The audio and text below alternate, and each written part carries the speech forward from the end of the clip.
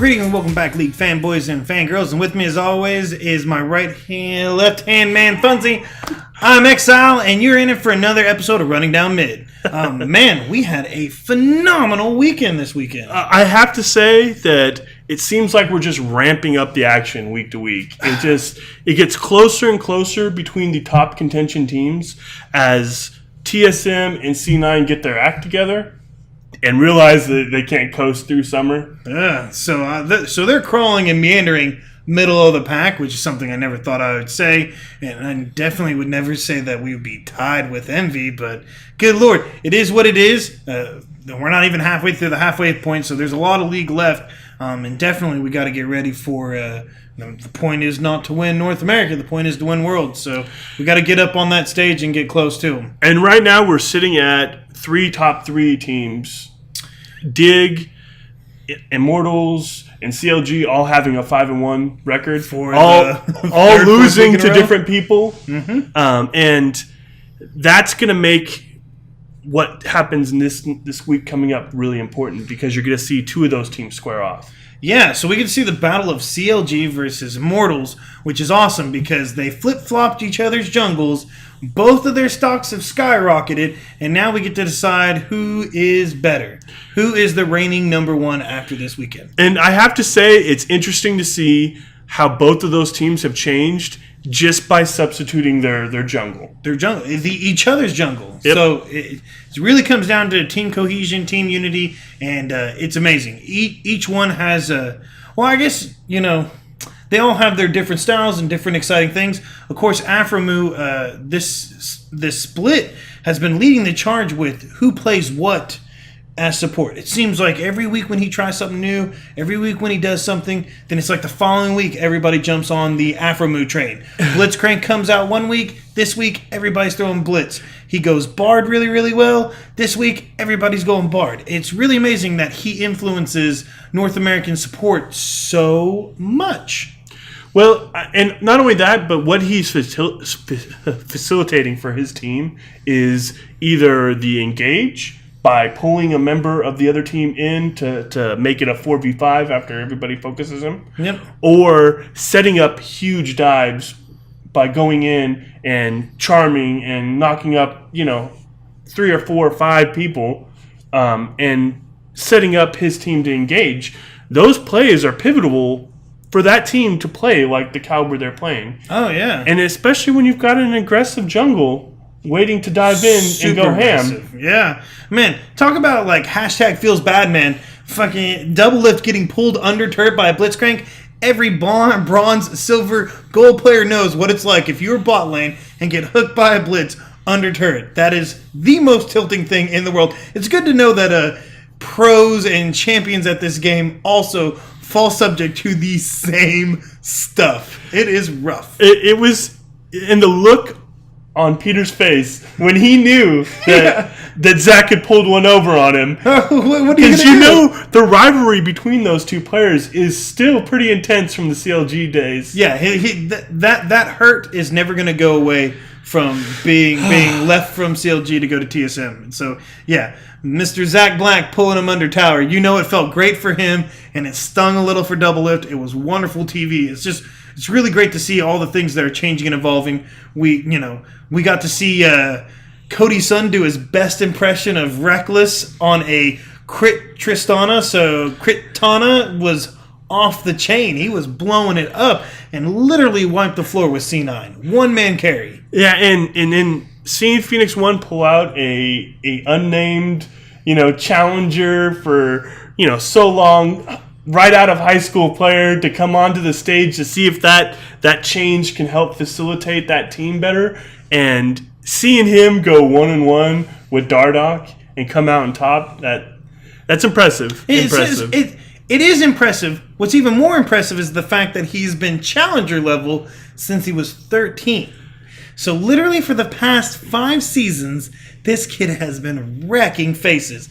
Got to come up onto the big boy stage after only graduating 3 days prior, and he took it to town. So it was rough. Dardoch got taken to Pound Town. And it seems like everybody is laying out every card. Like, everybody is playing to 110%. They're pulling out all the stops, all the tricks, everything they can. Pocket picks, out of meta, anything that will slightly throw off the other team and tilt them just a little bit to give them that advantage. Well, I want to say everybody, except there's one team out there that doesn't do everything they can. And let's get, who's that?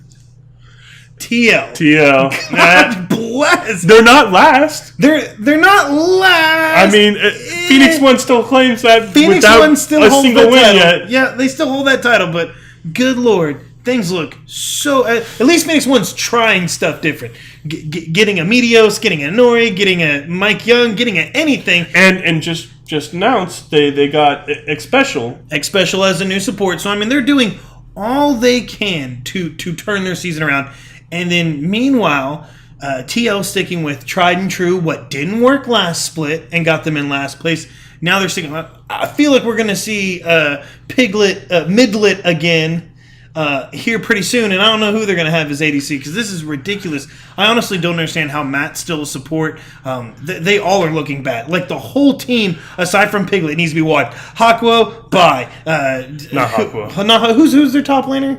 Lorlo. See, the guy I don't even know. Lorlo, gone.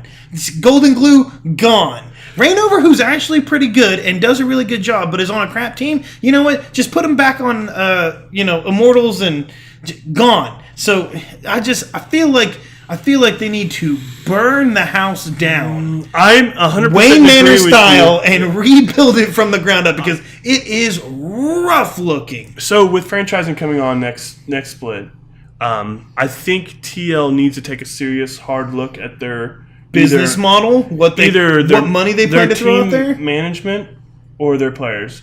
And I don't want to say it's always the player's fault. Sometimes it's got to be management that has to step up. We agree because we've seen it literally last split with Dignitas. They had a bad coach, bad management, got rid of both of them, brought in Comp, and well, they've been winning nonstop ever since. I think losing only just in the playoffs in one game this split since Comp. So literally 2 matches since Comp's been coached. That's impressive. Dignitas is on fire. In fuego, those kids. So yeah, it sometimes can be the management, can be ownership, it can be coaching, but right now, just watching those players play, it is rough, man. It's rough. And it's one of those things that you kind of don't want to look away either because you want to hope for them. You want to see them turning around. I started this split off trying to get... I started last split off trying to tell people to get on the TL bandwagon. No more TL. I'm just going to bash you every week until you do something that's not absolutely repugnant. Because other than Piglet, you guys don't have anything going for you. And even Piglet has been caught out time and time again. How can you blame him? He has he has a terrible team. I mean, when you're surrounded by scrubs and you're trying to 1v9, it's rough. Even if you are a world-class world champion, it's rough. For every TL fan out there, man, my heart goes out to you because it's tough to sit there and be a TL fan and watch this. They are doing nothing. Nothing. And it's the same week to same week to same week, and it's the hands down the definition of insanity. Just trying the same thing and over and over again, expecting different results, and it is not happening. I hate coming on this show and bashing TL every week. I wanted to be happy for 4G. I wanted him to do good. I want Rainover to reign supreme. I want these things to happen. You know I love big men support down low. I love that, but Matt, everybody letting me down. Lorlo, I forgot your name. You're so bad I even forgot who you were. And I honestly thought Lorlo was coming up with his skill and showing the most improvement of all the players. I thought so too. But it's one of those things that maybe it's team comps that they're playing aren't to the strengths of the team. Yeah. Or it's just something behind the scenes. I don't want to say it's like breaking point bad, but maybe there's just that cloud hovering over the whole team that is causing everybody to be a little less responsive, a little less willing to throw themselves out there to help their teammate. And sometimes it's that little tiny bit, that hesitation for a few seconds that can change the whole momentum of the game. And granted, most of these guys are young and emotions run high in teenagers and people in their young 20s. Like, if you get down on yourself on something that you dedicate 18, 20 hours to, 365 all the time, like it's going to hurt you. People tweeting bad about you, people having their own YouTube shows and crushing you. Like, it gets to you, but I mean, come on, you have to do something. You are still a professional. Yeah, the difference between a good player and a great player is somebody can get crudted on and pull themselves up by their bootstraps and be like, man, I am turning this around. Today, I am carrying my team. And right now, TL does not have anybody that says, today, I am carrying my team. Piglet is trying, but oh my God, it is a clown fiesta watching that. And it's a guaranteed win. People look forward to their TL matches. Free low, click. It's sad. Meanwhile, we have 2-3 people in North America that are running a hard MVP race. Someday top lane is carrying hardcore.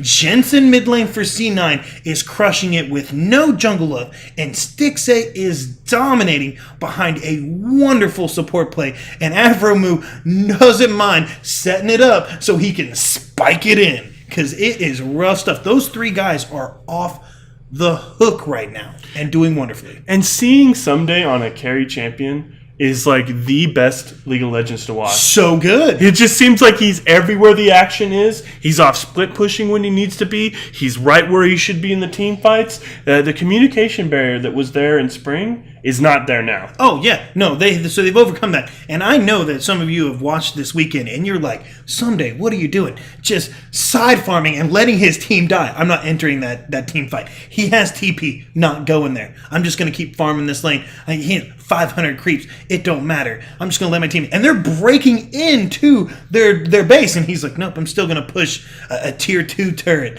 I'll finally get there to that inhib turret. There they are, knocking down an inhib. And then he's like, okay, well, you know what? I have all this gold. Better go cash it in and give me four items. Come in and wail on him. And he does. And it's impressive. His flash follow on Renekton, where he zigzagged through and dove that back line and literally decimated him with one swoop, one Q. I was like, good God. There's a difference between a chucklehead pro player, or a chucklehead and a pro player, because it was OP. He used jungle creeps to further his dash so he could then angle back to the back line. It's impressive. Watching Someday play is... hands down, you can see the difference between... And that's the reason why it's now an instant ban on that champion. Because it has to be. You give him that loaded gun and he'll blow your team away. Only problem is that he has so many horses in the stable. So, you want to ban the Arabian, he has a Clydesdale. He'll just bust out and break it down. I mean, Someday and Jensen are 2 top-tier performers right now, and Stixay is just literally nipping at their heels. And if CLG keeps up performing the way that they're performing, Stixay could easily move in and be in that MVP race. Like, easily. They may not be POG champs. They may not get Player of the Weeks, because it takes a lot to be a Player of the Week. You have to do something outstanding. But just stats alone, these guys are all sitting in first and seconds in stats, and there's nobody close that can hold a candle to them. I mean, Bjerg, NA's leading mid laner, is probably having the worst season he's ever had. He's turning it around, though. The last 2 weeks he is turning it around, but it's been rough. And the only reason why he's turning that around is because Sven Skaren is upped his game performance. When Sven does bad, I think they've rotated back onto a meta for North America. I think they're stopping with the unorthodox team comps. Yeah, they're starting to play more towards. That's true. They are seeing a lot more meta picks. I think they were trying to figure out what they were, but seeing Sven play a Lee Sin and play Lee Sin well is great. The only problem is if that's the only champ he practices and the only champ he plays, when somebody bans it or picks it out from underneath them on a world stage, then what you gonna do? We really need to see a little bit more variety in him, just like we need, Stixay to see a little bit more variety in Kate. Like, yeah, you're doing great with Kate and you do wonderful, but do you have anybody else? Because if you get to the finals, you want to win, you want to go on to Worlds, people are going to watch this and go, oh, he's played, Caitlyn 16 times out of his 18 matches. We'll just ban her, and then that takes away your best player. Like, gonna have to come up with some other stuff, boys. You got to practice some other stuff. Yeah, and with the top 3 being 5-1, and TSM sliding into the 4-2. They're right behind them. I mean, it's just one more good weekend, and TSM is up in the number 1 spot. Now, especially with the Immortal CLG match this Friday, because somebody has to walk away that with an L. Somebody's got to walk away. If whoever wins that match goes undefeated the rest of the season, they will be standing in number 1 alone. Like the proverbial cheese, they will stand alone. And then it's just who's in the race for number 2. But granted, everybody's so tight because it just started that there are 3 teams that are 3-3. If they all clean sweeped, they're right there, and we could have 6 teams as in tied for second and 1 team at first. So I mean, it changes a lot. It's super close right now. Best North America split so far that I've ever seen. It's really close. I don't know if that means North America as a whole we've gone down in skill. I would like to think as a whole we're going up in skill, but every time we see this, though, every summer we get so jazzed for that North American train, and then we hit that brick wall in Worlds, and we get one team that barely leaves the group stages, and maybe I don't know. Maybe Jan Air will crush Faker and SKT this week, and this know nothing team, and maybe we might have like KT Rollsters or Jan Air or Calgoo Monsters or somebody. If SKT doesn't go to Worlds, man, it's anybody's race at that point. I don't know about that. I know, it's just so sad. you can't bet against SKT that's like taking a bet saying TSM's not going to be in a North American finals. Like, come on. Okay, so play of the week. Oh man, play of the week has to be Ryu's Penta. Not only are Pentas few and far between, we see maybe 1 a split, maybe 2, but the fact that he got a Penta on a Talia, not a heavy mage, damage mage mid, like really she's just crowd control and team synergistic. To have him get a Penta on Talia was amazing. I actually want to call out the comms during that time. If you get a chance, you should listen to those comms, because Arrow, who's dead sidelines, like, go for it, go slow, don't let him kill you, he's gonna get you. Like, he literally was like, you got this, no you don't, run away. And that's how you freak out your teammate right there. You're gonna lose the Penta. He's like, you got this, take it easy. I lied, you don't have this, Olaf's gonna kill you, run. Yeah. It was a great moment. Listening to the comms sometimes is a very wonderful thing that Riot does for us, and I totally enjoy it week in and week out. What I love week in, week out right now is David Phreak Turley, and his week-to-week burns on people are off the chain. He is the new North American Shots, I guess. He's shots fired every week, and his burns are some of the best burns out there. And that will be our BM of the week. You'll catch that at the end of the video. So we should enjoy that, because I can't wait to see what David Phreak Turley says this weekend. Well, last thing we want to check up on is the fantasy rundown. Man, so fantasy is rough. If they changed the new rule on Europe, and man, I'm telling you, we told you last week, we told you the week before last, 1 shot, 1 kills fantasy weeks are the picks. There were several EU. 3 of the top 5 fantasy point dealers were EU one-shotters, people that only played 1 game and doubled up the points. Of those 3, 2 of those guys were in a losing match and still did 80-plus points. And if you're like thinking, man, 80-plus points, that doesn't seem very rare. It's extremely rare, because when doublelift was popping off and had 10 kills, 0 assists, or 0 deaths and like 13 assists, he only got 60 points off that match. So you have a performance like that, and then you have somebody that's doing 80 points. They're getting a 40-point. They're doing a 40-point performance, and then they're doubling that up because they don't have another match to factor that out. So legit, guys, if you guys are doing fantasy, 1 week EU players, and right now it's hard to tell, because before I would say stay away from Rocat, stay away from Splice, stay away from Unicorns of Love, Ninjas in Pajamas, Meat Monkeys, stay away from all those guys. But then all those guys won this week. They beat G2, they beat H2K, they beat Fnatic. So I mean, to see that is like, oh man.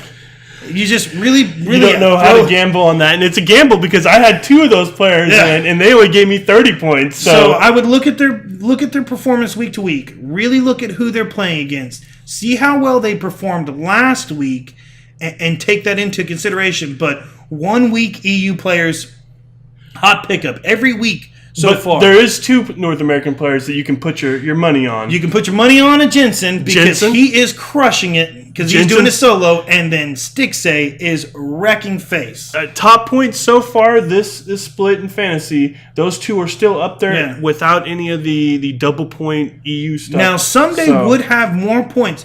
The only bad thing about Someday is because he's a tank, because he's a frontliner, because he gives up points and deaths. He gives up points and deaths. He gives up about 5 points every time he dies. So the reason why that he's not higher is because almost all the great that he does can be easily countered by 3 or 4 deaths a game, which I think he's averaging about 3.4 or 4.3 and something like that. So that's going to be it for this week. Go ahead and drop us a like and a comment. Let us know what you think fantasy wise. What you think is going to happen between CLG and Immortals this Friday. Oh, such a good game. I mean, you let us know. We'll see where this goes. Yeah, GG, man. GG.